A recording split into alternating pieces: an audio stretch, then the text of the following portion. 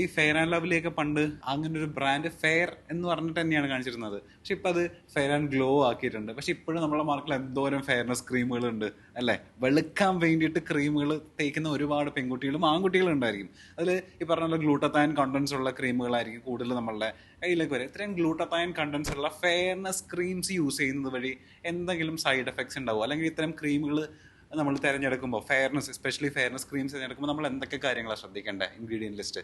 ഒന്നാമത് ഫെയർനെസ്സിലേക്കല്ല നമ്മൾ പോവേണ്ടത്.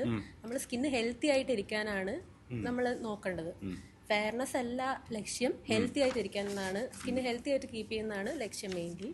പ്രത്യേകിച്ച് ഇപ്പം ഗ്ലൂട്ടാത്തയോണിന്റെ പിന്നാലെയാണ് എല്ലാവരും. അത് IV ആവട്ടെ ക്രീംസ് ആവട്ടെ എല്ലാം ഗ്ലൂട്ടാത്തയോണിന്റെ പിന്നാലെയാണ്. ഈ ഗ്ലൂട്ടാത്തയോൺ എന്ത് ക്രീംസ് ആയാലും അതിനൊരു കോണ്ടാക്ട് പീരീഡ് ഉണ്ട്. ആ ഒരു കോണ്ടാക്ട് പീരീഡേ അതിനുള്ള ആക്ഷൻ ഉണ്ടാവുള്ളൂ. ഗ്ലൂട്ടാത്തയോൺ ആണെങ്കിൽ തന്നെ നമ്മൾ ഓറലി എടുത്താൽ പോലും ഒരു മിനിമൽ അബ്സോർപ്ഷനേ അതിൽ സംഭവിക്കുന്നുള്ളൂ. അപ്പൊ നമ്മൾ IV ആയിട്ട് എടുത്താലേ അതിന്റെ ഒരു അബ്സോർപ്ഷൻ തന്നെ കിട്ടുന്നുള്ളൂ. അപ്പൊ ഏത് ക്രീം യൂസ് ചെയ്താലും നമുക്കൊരു മിനിമൽ കോണ്ടാക്ട് പീരീഡ് ടൈമേ കൊടുക്കാൻ പറ്റുന്നുള്ളതുകൊണ്ട് അതിന്റെ ഒരു റിസൾട്ടും അത്രേ ഉണ്ടാവുള്ളൂ എന്നുള്ളതാണ്. അല്ല, ഈ ക്രീമൊക്കെ എന്ന് നമ്മൾ നിർത്തുന്നു അന്ന് അതിന്റെ എഫക്റ്റ് അതന്നെ.